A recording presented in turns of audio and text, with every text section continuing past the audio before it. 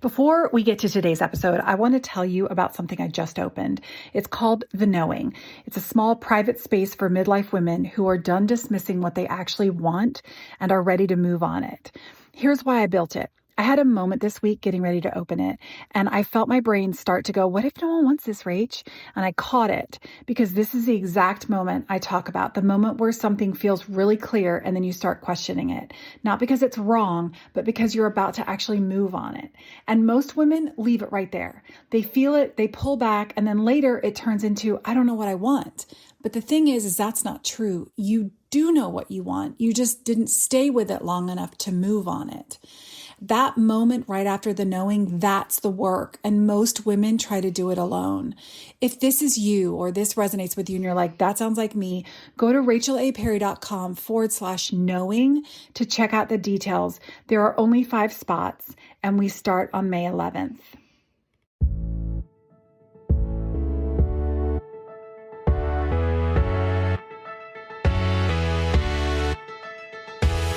Welcome to Not Done Yet, the podcast for midlife women who know deep down their story isn't finished.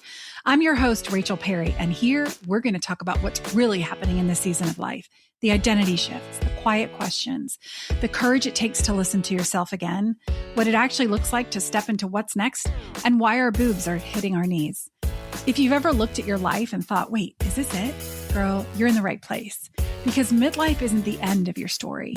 It's the moment you start paying attention to it.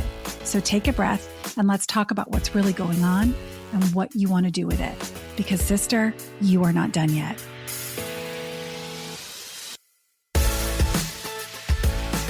Hello, my friends. Welcome back to another episode of Not Done Yet. Y'all are bringing it. Seriously, thank you so much for being a listener. Thank you for those of you who've left me a review. You're my favorite. Okay, we're besties. Actually, we're all besties, even if you don't leave me a review. But I so would appreciate it. You guys, I just have to say that this has been bringing me so much joy. I also want you to know that if we are friends in real life, that when we go out or we hang out, you don't have to worry about our conversations making it onto the podcast. I mean, I might have you sign a form saying you don't care. No, I'm just kidding. Seriously, I'm a safe place now. You don't have to stop hanging out with me because you're afraid you're going to make it onto the podcast. I went out with a couple of friends the other day and we were joking about that. So I thought I would share that here. But I do think it's important to have these conversations, right? That's why I've created this podcast, because not enough is talked about. Not enough of this is talked about, you guys. Why do I have to paint my hair every morning? Why? Why is there so much gray? Why do I keep dreaming that I'm losing all my hair? Because yes, my hair is thinning and I don't like it. I don't like it. And it could be because I'm on a GLP-1. It could be because I'm in perimenopause.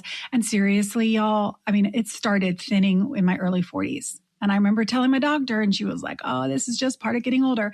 BS. You know what I'm saying? Like, no, if we'd fixed my hormones back then, I might have more hair today. But anyway, we're not here to talk about hair. Okay. Today, what I want to share with you is something really personal. And I know I'm always personal on these episodes, but this is actually something that I wrote in a book. I was invited to write a chapter for a book that my friend published just about different experiences and different things. And mine was focused on giving myself permission to create. And so I kind of wanted to share a little bit about that, about what I wrote, because, you know, like I said in last week's episode, these first 10 episodes are kind of foundational for this podcast. And we've talked about, you know, your buried spark. We've talked about the experience that you're dismissing. We've talked about the dangerous phrases that women use in midlife before they even let themselves explore an idea. And today I want to go deeper. And I want to tell you about where all of that comes from, and not in a, like, this is what happens to women way, but in kind of like a, this is my story way. Because I think when you hear where I started and where this pattern began for me, you may recognize yourself in much of it. And I think that recognition is going to change something. It's going to move something. So it started way back when this is one of my first vivid memories of being a pleaser. And I was 5 years old. We were living in Northern Ireland and I was helping my mom bake a cake.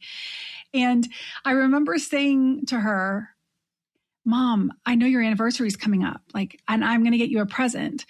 And I was so excited about it. And I remember her sort of saying, you don't need to worry about that. And hello, let's be real. When you have a 5-year-old helping you bake a cake, is there really any help happening there, right? And plus, she also was probably really overwhelmed with whatever was happening in her adult world that day. I was the oldest of 3. My little sister was probably being a huge problem. Just kidding. It was probably my brother, right? And she may have come across as a little gruff. So it's not what she said. It was more of how she said it. And it doesn't even honestly matter.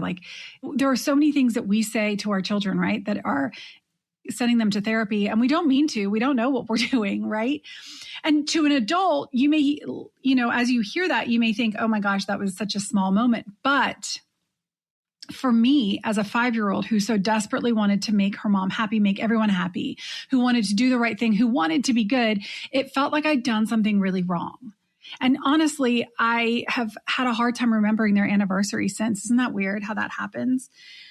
But in that moment, in that tiny, ordinary kitchen moment, I learned something that would follow me for the next 45 years of my life. When everyone is happy and okay, I'm safe.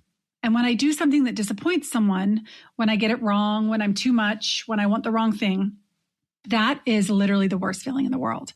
So I learned to stay small. I learned to stay safe. I learned to color inside the lines and wait for permission before I moved. And a lot of my life moving from, various countries, we moved from England, I don't remember that, to Scotland, to Northern Ireland, to New York, back to Northern Ireland, and then to Virginia. And I was always sort of the one that didn't fit in. So I wanted to keep myself small because I thought maybe then things would be better. They would be easier. And those people who've always been dreamers, and maybe you're one of them, the ones who always have big ideas and just go for things, the ones who don't seem to care what anyone thinks. I never saw myself as one of those people growing up. And I am one of those people. I was more concerned with staying inside the lines of life than letting myself explore what was outside them. My sister, y'all, she was different, and she's coming on the podcast. Y'all are going to love her. I just have the best time with her. But she said whatever she thought. She did whatever she wanted. And I remember watching her and thinking, gosh, that must be nice to have that kind of freedom, right? I mean, she did get in trouble at school. The teachers were like, whoa, can you stop expressing yourself? But to have that freedom to just be yourself without worrying about what everyone thinks was so dreamy for me. I was like, wow, that's nice. But what I didn't understand at the time was that I was putting myself in a box again, a people-pleasing, approval-seeking, waiting for permission box. And I was choosing to stay safe, to stay in it because it felt safe. I was a rule follower, the girl who desperately wanted to be liked and had figured out that the way to be liked was to never be too much, which is so sad because those of you that know me know that I am so much. I am so extra. Try putting Rachel in a box. Come on. But I carried that box with me into adulthood, into every relationship, into every business decision, into every single moment where I had an idea or a want or a dream. And I'd heard that little voice say, but are you sure? What are people going to think? Is that really appropriate? Is that the right thing? Is that what you should do? When I started building my network marketing business after leaving teaching, because yes, I was a teacher for 9 years before all of this. Y'all, I followed every rule to a T. I did everything my upline told me to do. I figured if I just followed the directions and I said what they told me to say, I would become the leader I wanted to be. But what I didn't realize was that I was putting myself into yet another box. And because I was so busy following everyone else's directions, I wasn't allowing myself to actually shine or grow or figure out what I actually thought. Even when things didn't feel right, even when something inside me was going, wait, this isn't quite right. I pushed past that discomfort and kept following what everyone else told me to do because they knew what they were doing. And I certainly did not, I thought. And then I found myself in the most successful box I'd ever been in. So my business partner and I started teaching network marketers how to build their businesses. So I shifted from being a network marketer to training network marketers. We were accidental entrepreneurs and found success so quickly. It was in the magical time of organic growth. And we joined a mastermind with like a really high level mastermind. We learned the formula in quotation marks. We ran challenges, we launched programs, and it worked like clockwork. We made hundreds of thousands of dollars in one launch. I remember our first launch, it was like $300,000. We had no clue what we were doing, but we were following the formula, and it worked. Y'all, there were wigs involved. There's still wigs involved sometimes with me. We had the best time. We were trailblazers in our space. We had the fame. We had the recognition. We had women all over the country following what we were doing. And I was suffocating. Not because it wasn't successful. It absolutely was. I mean, y'all, Mark and I built a screened-in porch on our house. We redid our bathrooms. Life was good by every external measure, but I didn't feel creative. I didn't feel confident in my own ideas. And I knew that my business partner and I were a really great unit, but I wasn't happy because it wasn't what I actually wanted to do. It was another box, a beautiful, profitable, successful box, but still a box. And I didn't know how to give myself permission to want something different.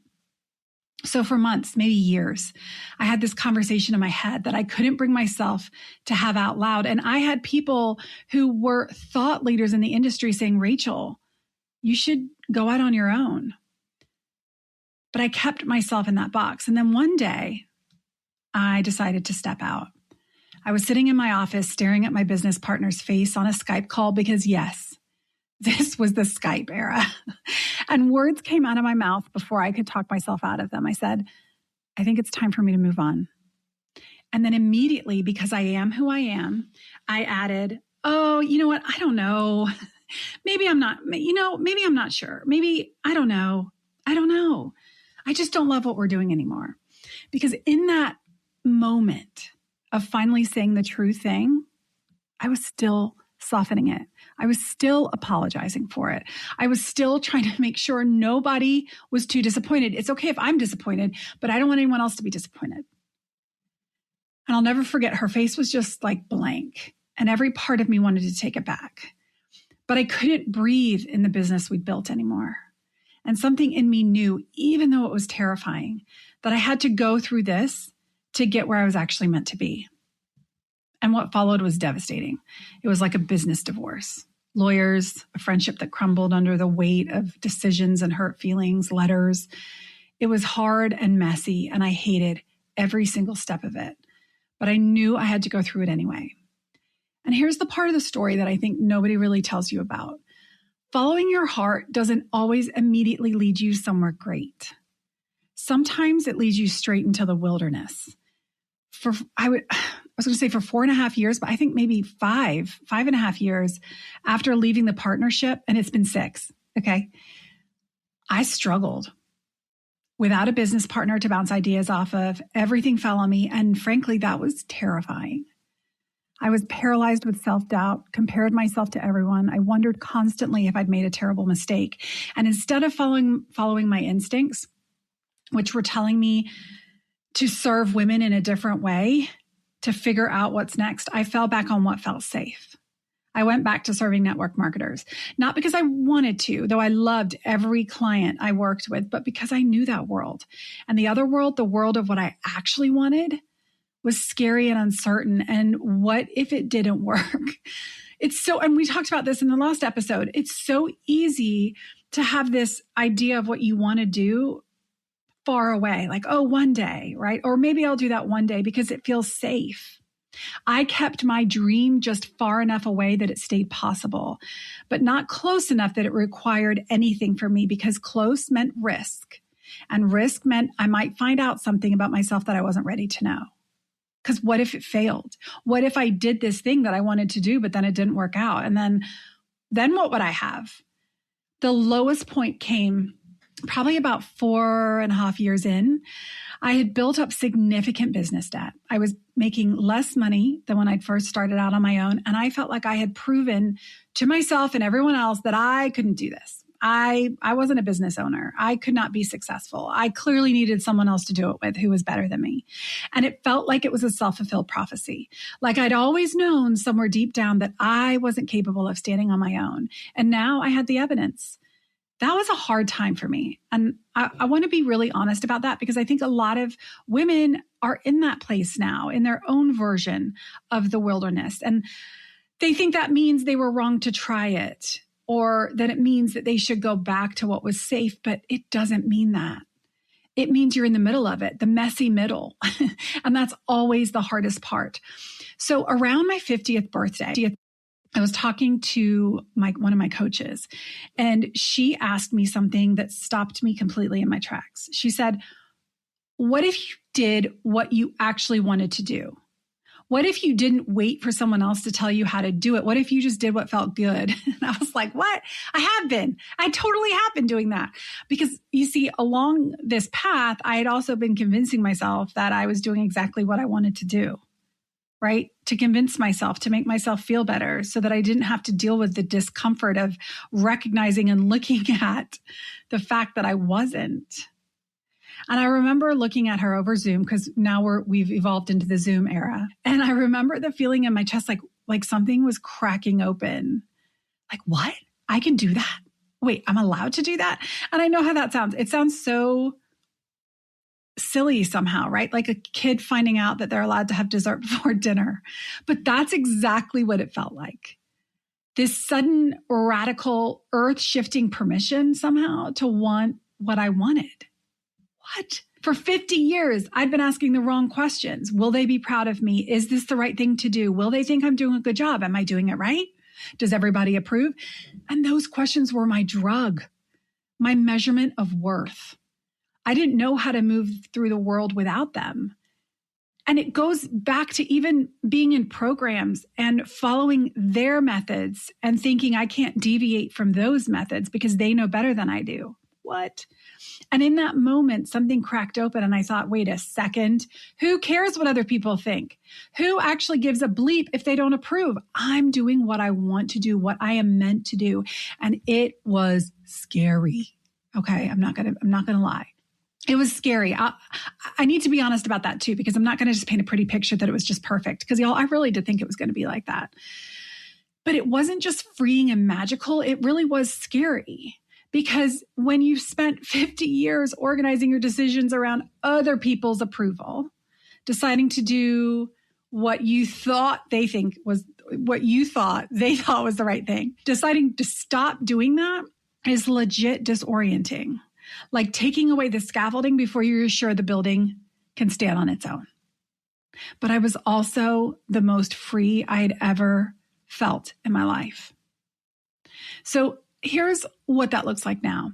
When I get an idea, a business idea, and honestly, it happens when I'm like walking outside or in the shower, right?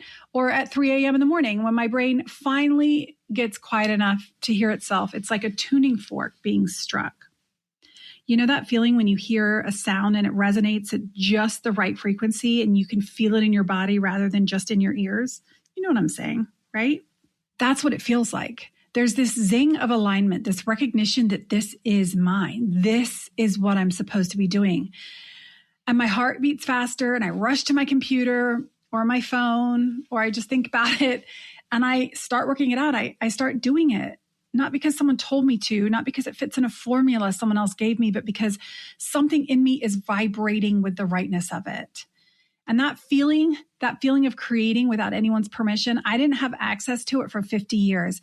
And now I cannot imagine going back. The work I'm doing now, this podcast, the conversations I'm having, helping midlife women figure out what they actually want and stop dismissing themselves, that's what I wanted to do all along. It's what I kept filing away as not yet, not right now, and maybe when things settle down. It's what I kept in the sky like a kite, just far enough away that it stayed possible but couldn't require anything from me. And now it's right here in my lap, requiring everything from me. And y'all, it is the most alive I have ever felt. And I share this with you, not because I want to just talk about myself, though I do love to talk about myself. But I share this with you because I know I'm not the only one that put myself into I call it a golden cage, right? And if you're listening to this from your own golden cage, the one that might look really successful from the outside, but feels suffocating on the inside, I see you. If you're in your own wilderness or your own messy middle right now, spinning out, wondering if you made a mistake, building up debt and self-doubt in equal measure, I see you. And I want you to know, the wilderness is not the end of the story. It's the middle. If you're still waiting for someone to tell you that your idea is good enough, and y'all, I waited so long for someone to tell me and validate me. If you're waiting for someone to tell you that your idea is good enough, that you're qualified enough, that it's the right time, that you have enough permission to actually go for the thing that keeps calling you, I want to be that person for you today. Now, you don't need permission. I need you to know that. You don't need permission from me or anyone else. You never needed the permission. Not from your family, not from your friends, not from the industry or the algorithm or the coach or the person or the therapist or whoever's approval you've been quietly seeking for years. The permission was always yours to give. I had someone tell me the other day, when you're looking for validation from others, you've got to first validate yourself. And I know that's easy to say and hard to believe because, sister, I spent 50 years not believing it. I spent 50 years being the 5-year-old in the kitchen who learned that wanting the wrong thing was dangerous. Come on. But here's what I know now. That little girl got it wrong, not because she was bad or weak or broken, but because she was 5 and she was scared. She was doing something wrong and she was just trying to do something good, right? But you're not 5 anymore. I'm not 5 anymore. And the rules you learned back then, the ones that said stay small and stay safe and wait for permission before you move, those rules were never meant to follow you this far. You get to create without permission. You get to do what you want. This is your permission slip that, again, you don't need. You have to give it to yourself. It took me 50 years to believe that sentence. I get to create without permission.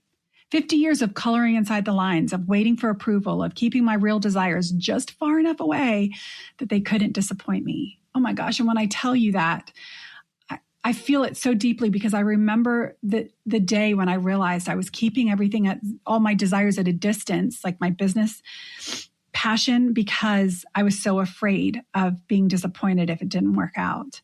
And I'm telling you now from the other side of that, the picture is so much better when you let yourself paint the way, and I'm not talking about painting your hair, but paint it the way you actually want it to look. Even if it's scribbly, even if it's all out of the lines, even if you can't even tell what it is, even if nobody else quite gets it, it's your picture, it's nobody else's.